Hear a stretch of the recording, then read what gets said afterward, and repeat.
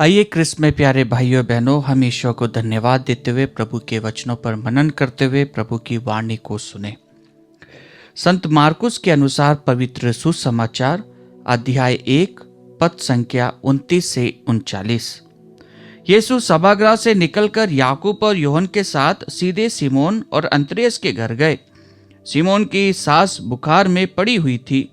लोगों ने तुरंत उसके विषय में उन्हें बताया।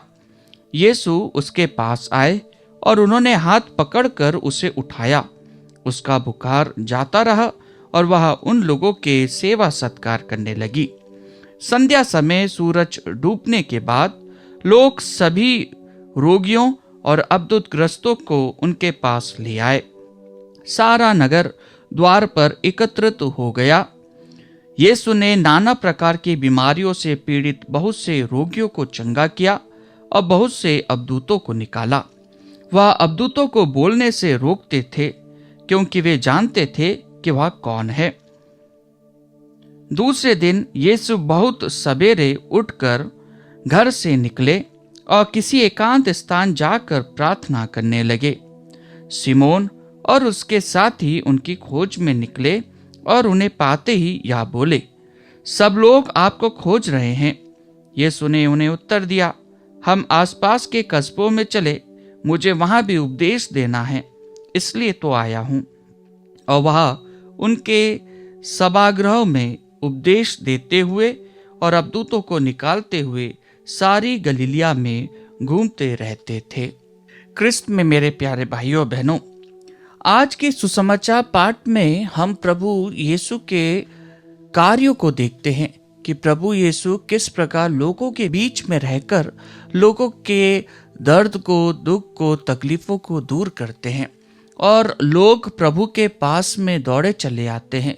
कई प्रकार की बीमारियों से लोगों को चंगाई मिलती है और प्रभु उनके दर्दों को समझता है। प्रभु उनको प्यार से संवारता है, प्रभु उनको निखारता है और प्रभु उनको ढारस देते हुए चंगाई प्रदान करता है। हाँ क्रिस्त में प्यारे भाइयों बहनों, एक मानव होने के नाते हमारे जीवन में कई बार हम यही देखते हैं कि कई तकलीफ, कई बीमारियां हमारे जीवन में दुख, कष्ट पहुंचाती है। हम कभी चिंतित रहते हैं, कभी परेशान रहते हैं, हम शांति भरा जीवन नहीं जी पाते हैं। अगर हमारे घर परिवार में कोई भी व्यक्ति बीमार हो जाता है तो पूरा परिवार उसकी चिंता करने लगता है। और आज के सुसमाचार पाठ में हम यही पाते हैं कि प्रभु पेतरुस की सास को बुखार से रहित कर देता है और उसे चंगाई प्रदान करता है। और ऐसे ही कई प्रकार के लोग प्रभु के पास में आते थे और प्रभु से चंगाई की आस लगाकर गुहार लगाते थे और प्रभु उन्हें चंगाई प्रदान करता था। उनके कष्टों से प्रभु उन्हें चंगाई प्रदान करता था, उनके रोगों से प्रभु उन्हें चंगाई प्रदान करता था, कोढ़ियों को प्रभु चंगाई प्रदान करता था और जो लूले लंगड़े थे वे प्रभु के पास में आके चंगाई प्राप्त करते थे। हाँ क्रिस्त में प्यारे भाइयों बहनों, ये चंगाई क्या है? अगर हम हमारे जीवन में अगर देखेंगे तो ये चंगाई हमें हमारे दर्द से सुख की ओर अभिमुख करता है। चंगाई वह होती है जो हमें दुख से बाहर निकालकर सुख देती है, जो हमें पूर्ण रूप से संतुष्ट कर देती है। और जब हम प्रभु के विषय में देखते हैं तो प्रभु चंगाई देता है और प्रभु के नाम से ही हम पाते हैं कि प्रभु के नाम से ही चंगाई मिलती है।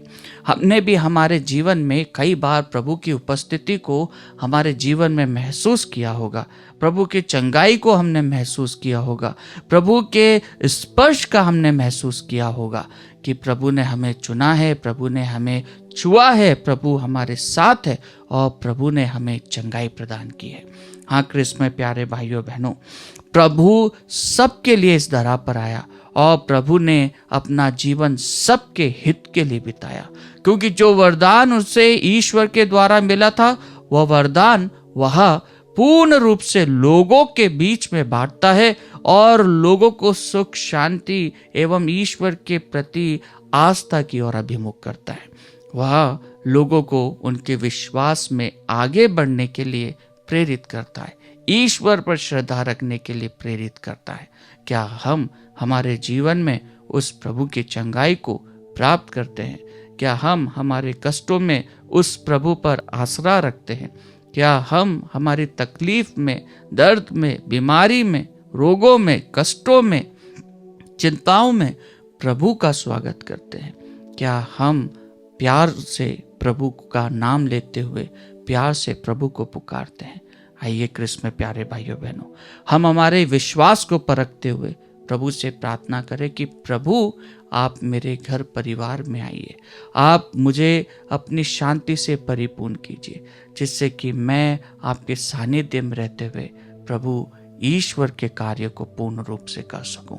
आइए हम हमारे सभी भाई बहनों को जो हमारे साथ रहते हैं, हमारे परिवार के प्रत्येक व्यक्ति को प्रभु को अर्पित करें कि प्रभु उन्हें उनके विश्वास में मजबूत बनाए और प्रभु की चंगाई, प्रभु का निवास हमारे घर में निरंतर बना रहे।